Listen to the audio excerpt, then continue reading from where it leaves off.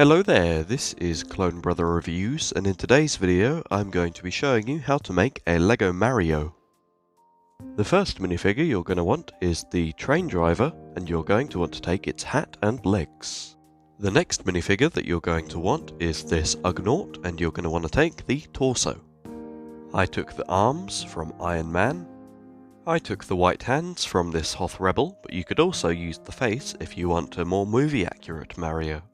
I prefer to use the face from The Mandalorian though to recreate the Pedro Pascal skit. Feel free to pause here if you need a moment to build your minifigure, but hopefully this is what it should look like. I quite enjoyed making this figure. Considering that Mario and Pedro Pascal are both popular topics at the moment, I thought this would be a good video to make. If you enjoyed this video, make sure that you've liked it and subscribe to the channel if you haven't done either of those things already.